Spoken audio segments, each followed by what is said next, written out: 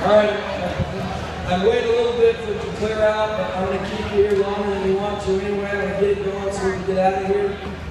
I don't know how many times I'm going to have to stop during this talk, so I got to get going quick.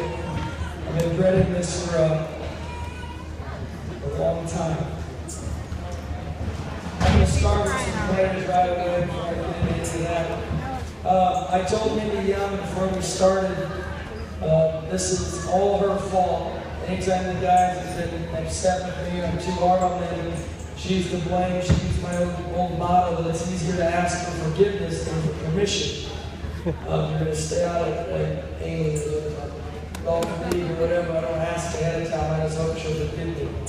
Mindy called me when these guys were 5th graders and said, oh, we got some travel basketball and do some practice. And I wasn't doing much of anything. And I said, I'd love to work with them. That'd be fun. Maybe I'd like coaching. I was reffing some JV basketball, I think, in freshman games. And Mindy, that was the last thing I heard. He was like, oh, okay. And then next thing I know, other parents are like, that is awesome. You're going to coach the traveling team. You go to other towns and practice. And I was like, I am. And Mindy knew I wouldn't say no. And so I blame her for this whole entire mess. But the reason it's so hard for me when you think about it, I've known this group of young men, Mitchell and Graham came late, and give it up to Mitchell Wolf. He had a big game tonight.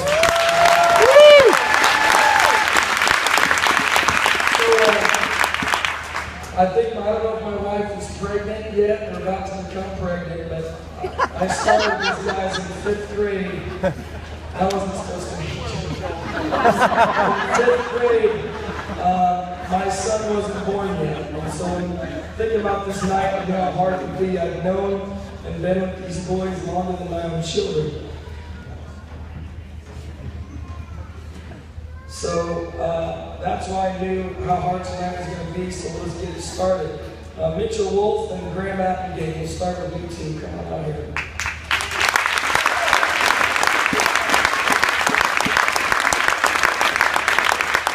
So these two, I would describe that they kind of ran out of time in high school basketball. I know Graham will tell you he regrets, came here last year, didn't know anybody, and didn't come out. And became friends with the guys instantly, and you know why. He worked hard, he was a great runner, and he was out this year. And you've seen him give some valuable minutes. And the same goes for Mitchell Wolf. Mitchell actually had a stint with us, I think in 6th grade, maybe as one of our travel team, and then came back to us as a junior, and he just gets better and better and better. And God, remember guys, when we were in overtime playing all guards and 6'1" against 6'9", 6'7", Mitchell got sick and was not at that game. And you don't think he'd have made a difference. He showed tonight what he can do. Graham has showed glimpses. These two athletically are very, very talented, and they still learn the plays and get into the flow, which is hard when you haven't done it. And I have a feeling that their contribution to our success this year is far from done. And I think you saw a glimpse of that tonight. So these two could have pouted.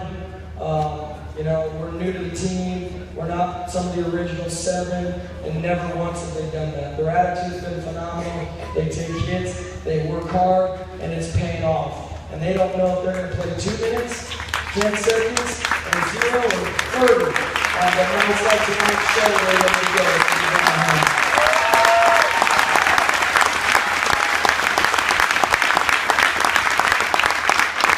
Hey, Steven, you're out here.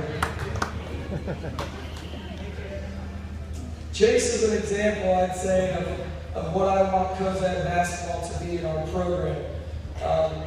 Came in as a freshman, part of this freshman group that I think went undefeated, didn't you? Yep. Then played JV as a sophomore and as a junior. As coaches, we talk to the players, you know, we all make mistakes. You would look back, I'm not sure if I was playing Chase the right amount or not. He was with a very talented group ahead of him, so he didn't get in the flow as much as he could. And again, instead of using that as an excuse or anything, he's come in here as a senior and shown what he can do. We're, what are we now, 16-6? 16 wins, and that would be 15 if it wasn't for Cambridge. I don't know if you guys know we went to Cambridge getting our head kicked in hung around like this group does. Connor drives, kicks it to Doogie in the corner, splash. We beat him by 1. That was a big shot that kind of got us rolling. And there's a lot like, what was the game football you kind of touched on?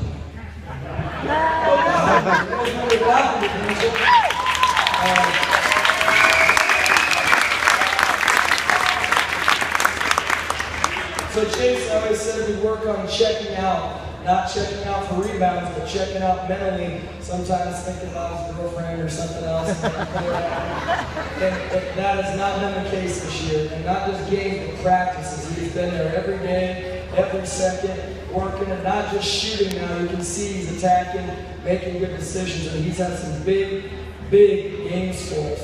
So I can't read my writing there. We talked about Gothenburg and Cambridge. So I'm not sure what may come next, but the guy's got some big shot, big game blood in him. And I promise you, Kearney Catholic, Gothenburg, whether it's GICC all the way to state, there's going to be some close games. And so you watch when they're sucking to our guys that are attacking. Old Doogie hanging out in the corner, because we might see that again this year. So it's a very special thing.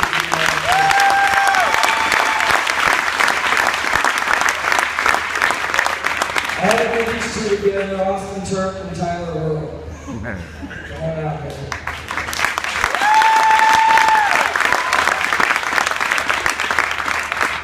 These two are kind of connected at the hip. Austin turns to me, well, first they're getting announced as starters, and Tyler points to the guys that some normally start out here. He's like, look at those rookies, they don't even know where to stand. And then Austin says, watch this, coach. And I said, oh, what are you doing? All he said was swag. And then they did their handshake thing was pretty cool. So I have to do these two together. I don't want to ever be insulting or mean, but when we started in 5th grade, these two are the epitome of our program in that if you'd had video of them chewing gum and walking, they probably bumped into each other more than anything else. But they played on our team and would sub in and out and get a minute here, 2 minutes there. And then Austin would come out and have a little breakout game. And they loved being part of this team more than anyone I've ever seen. They don't care about how many points I get or how many minutes I get. They're competitive and they want as many as they can. If they were disappointed, I would be disappointed because they're fighters. And these two, the best way to describe them is that they're teammates. Austin, kind of like Chase, he's developed through our program. He had an ankle injury that set him back. This year, I know Austin's been disappointed a little bit in himself, and we talked about that, and I said, it'll come, given he had 4 points and 4 offensive rebounds, and I checked him as the player of the game, and that wasn't a favor. They were big plays, a lot like the rebounds he made tonight. When we're struggling offensively and he gives us another chance, he's not very tall, and he can't jump out of the gym, but he comes up with the ball. Free throws tonight. So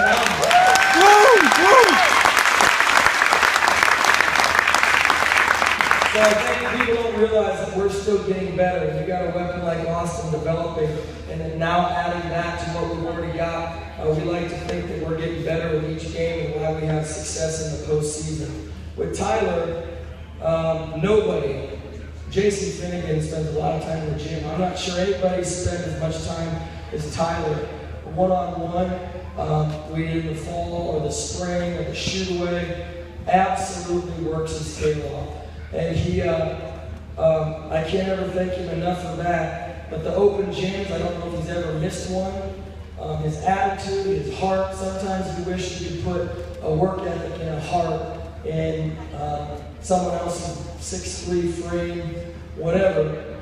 But that's what we got. And I know his parents, how proud they are of him, and I don't blame him because he's never questioned anything. And all he loves is that he's part of this team. You watch when we're making a run, or we dunk, or we splash a three, watch the bench. Tyler is going nuts. I'll watch dunks, I'm like, oh, that's a cool dunk, and then I rewind it and look for Tyler because I want to see him jumping through the roof over and over and over. He is the greatest teammate I have ever coached, and I can't thank him enough for that.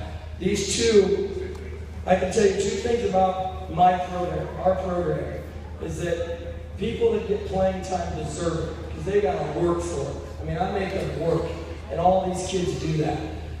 And there's kids in my program that do not get the playing time they deserve. And Tyler would probably fit in that category because if I had my way, they'd all be on the court the whole time. And that's saying something about a kid, about his character. And both of these guys have that. They'll be basketball players a few more games, but they'll be young men for life. And there's two good ones right here, so please give them a hand.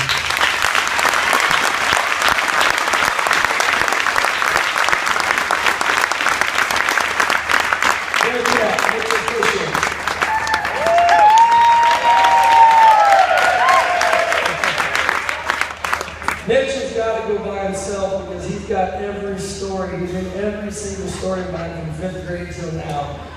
And the two that are my favorite, you guys have probably heard them, and I don't care because I love telling them, and I'm going to tell them again. The first time I was in 5th grade, Mitchell, he was around like a basketball in 5th grade. So he played, and we were playing Alma or somebody, a bunch of 4th graders, all little guards. And these guys were salty. They were good in 5th and 6th, 7th. They still are. But they were really good then, and we just run people off the floor. We're playing these little guards. So Fish is out there. They're going, well, these guards were quick. And we were beating them because we had size. But they're just going, the game's going on. Middle of the game, they're coming down, and Fish has been fighting about the 4th possession. Fish is like, screw this. He's like, Coach, you got to give me a way slower dude.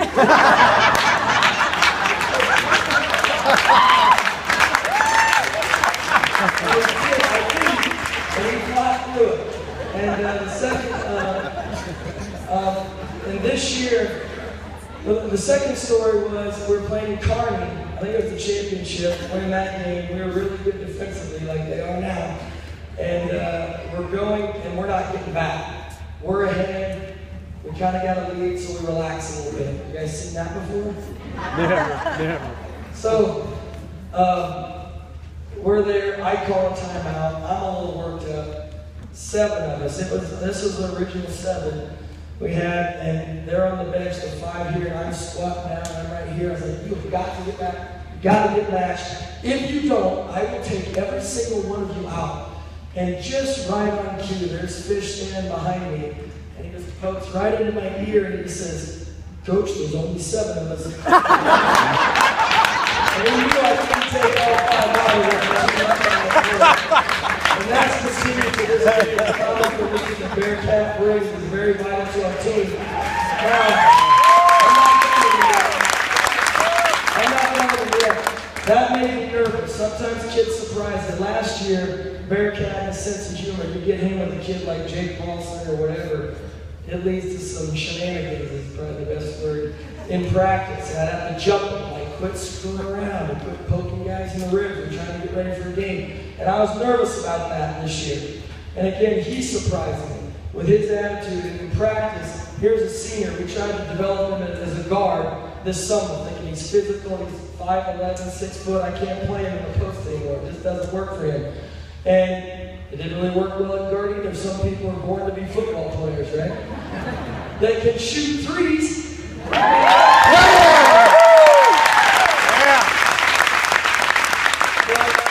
Instead of doing that, what Bearcat did is he formed the White Squatters, flashing the gang symbol. That's the White Squatters. The White Squatters are our reserves. They scout teams. They learn their offense, and they come in our varsity so we can prepare. And this senior took all these young guys who were in practice, not getting the minutes, not getting the glory, and instead of teaching them how to whine or complain about that, he motivated them, and he told them their role, and they follow him. And every day it's a battle between the reserves and our varsity because of the White Squatters, and he did that. If you don't think that's important, you don't know basketball. So I couldn't thank him enough, and I'm going to miss him probably the most because he makes me laugh.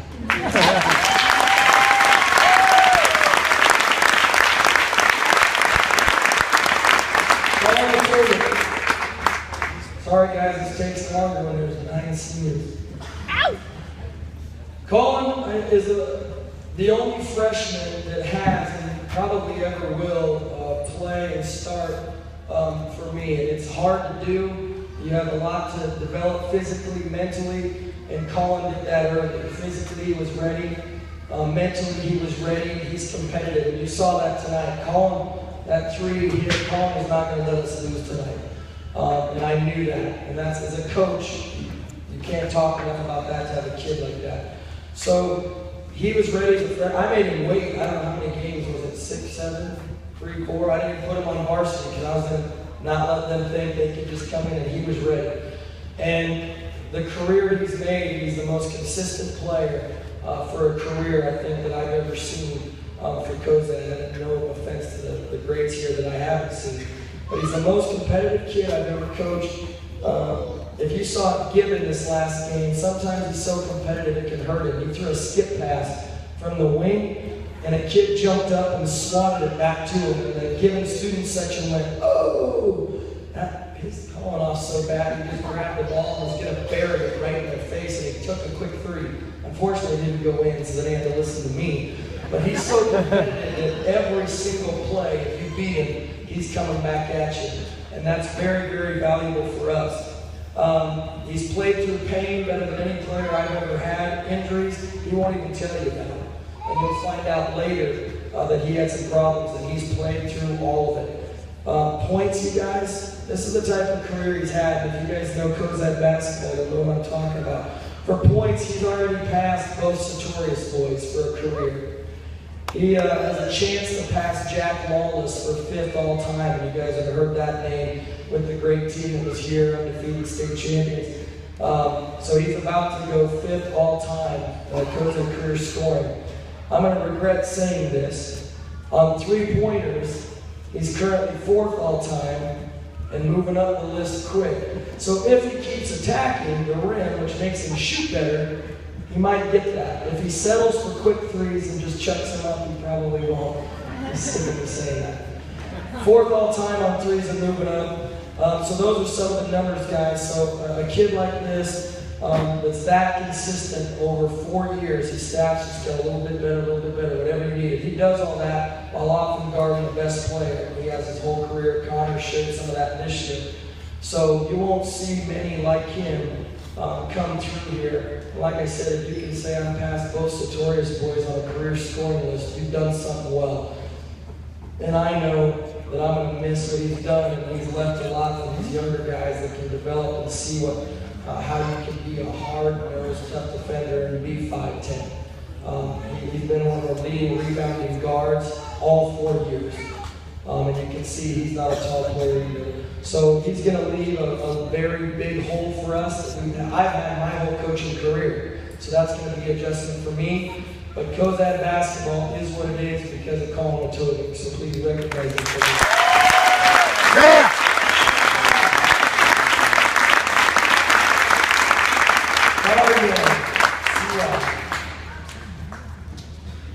Connor, when I was a young and dumb coach, or I should say dumber, I'm old and dumb.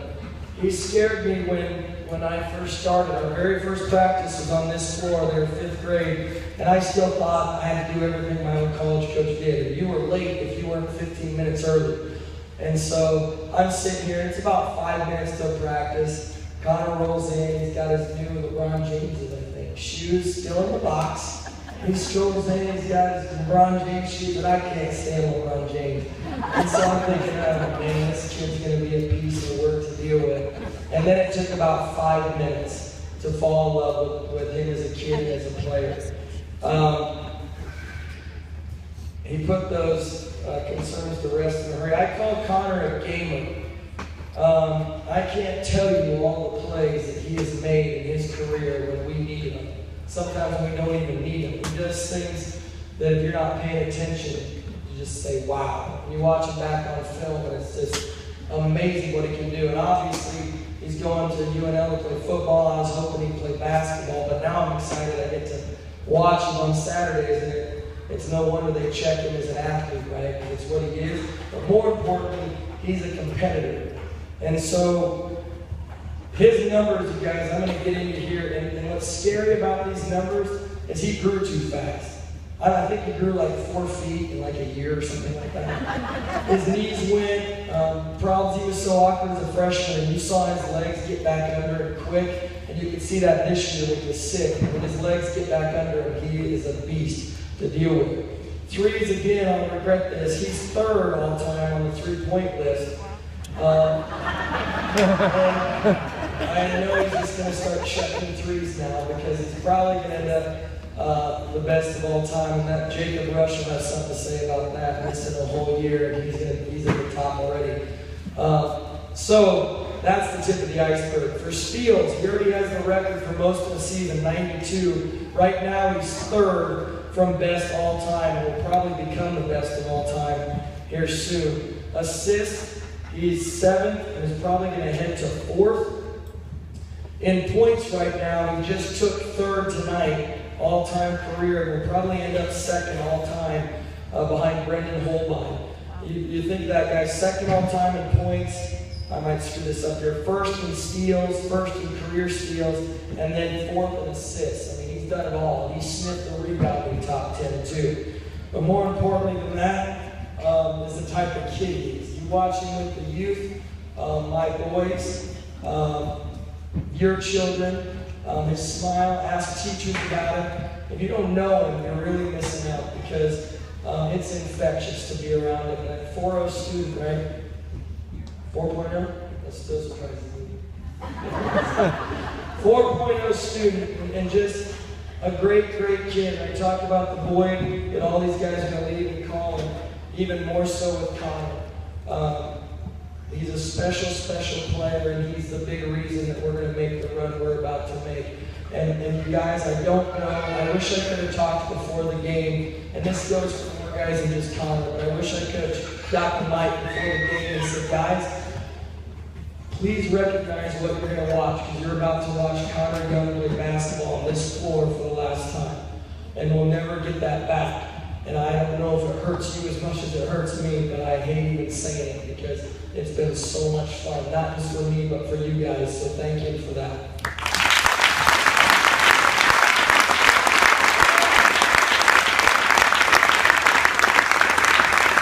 All right, Jason Finnegan.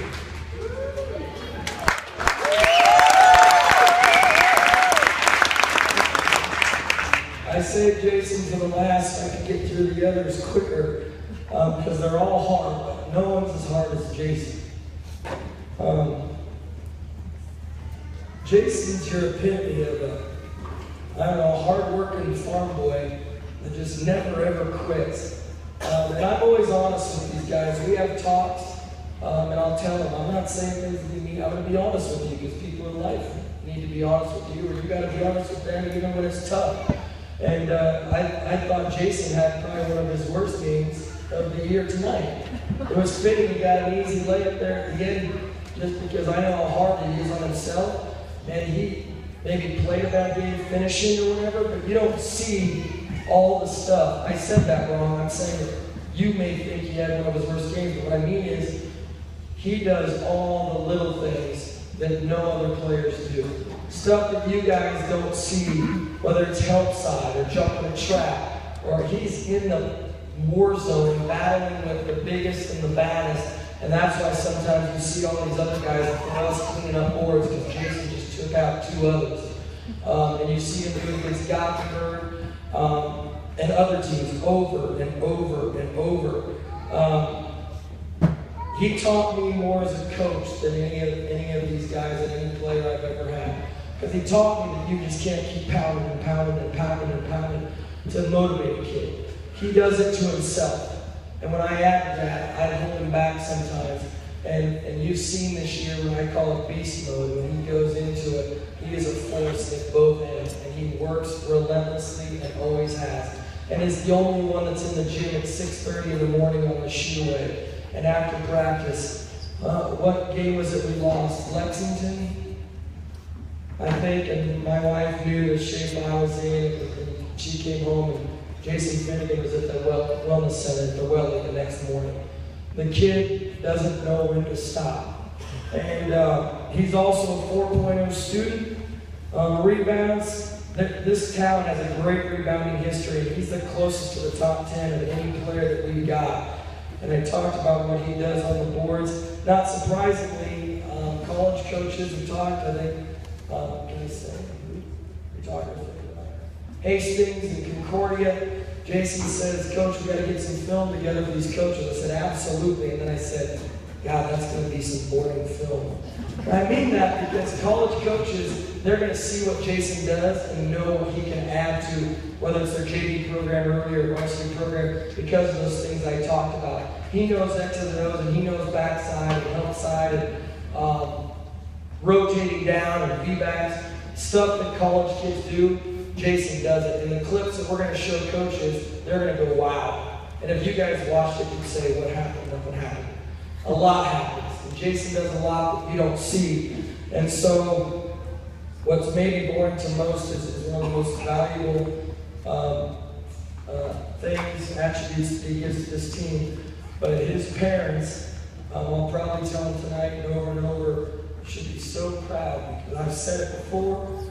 My boys turn out half of what Jason Finnegan is. I would have done a phenomenal job as a father.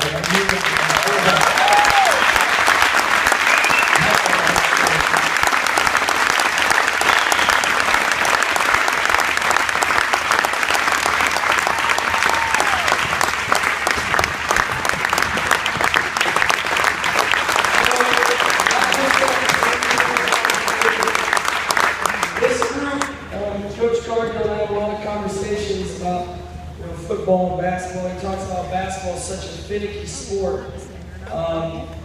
But you guys, intimidation can be big. It's like Husker football. You remember when we beat everybody, then when you start dropping a couple and people start believing they can beat you, that's big. And especially in high school sports, it's really big. It's probably a 10-point advantage.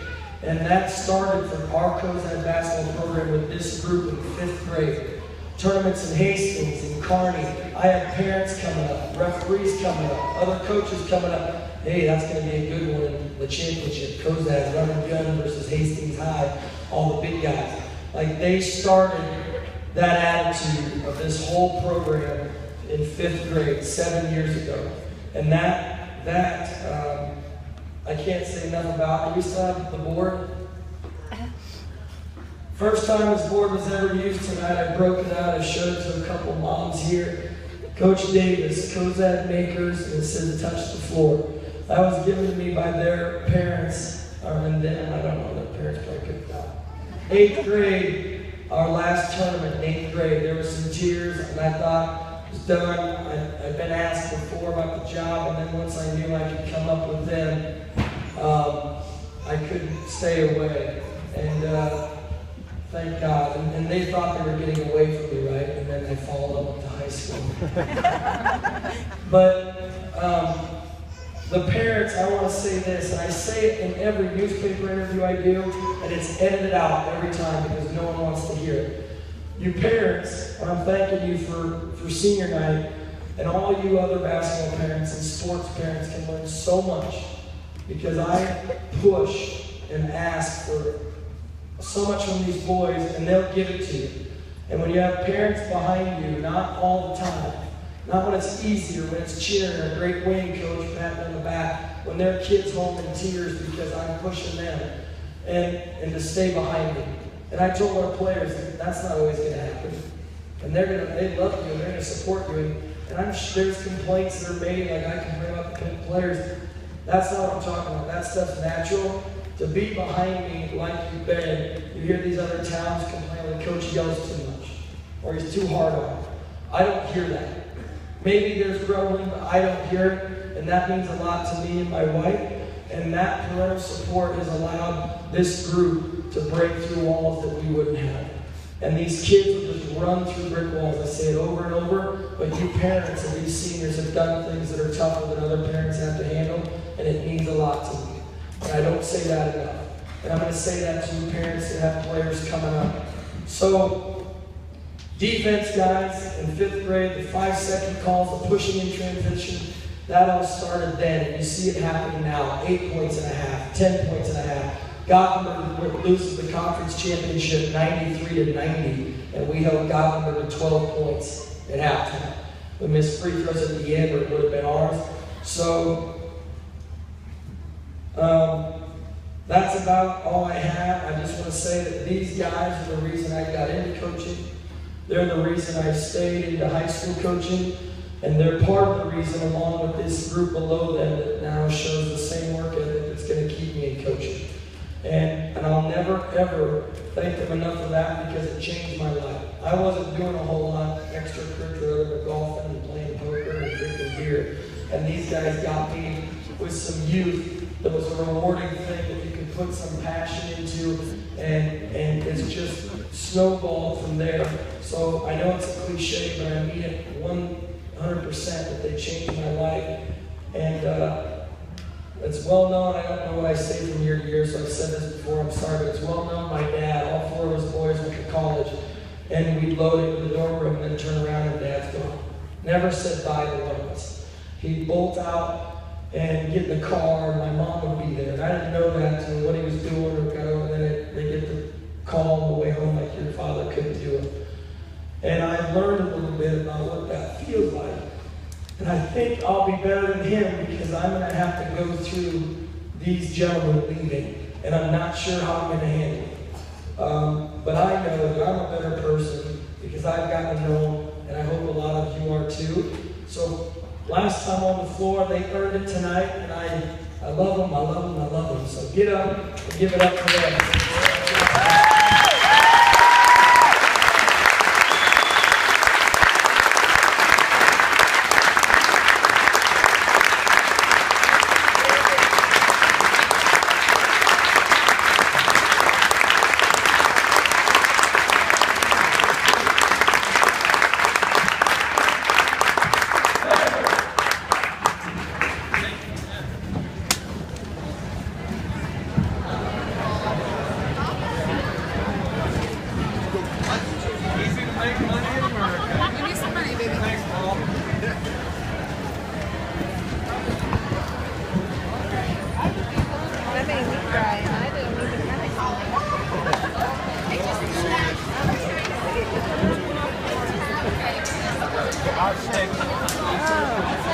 I'll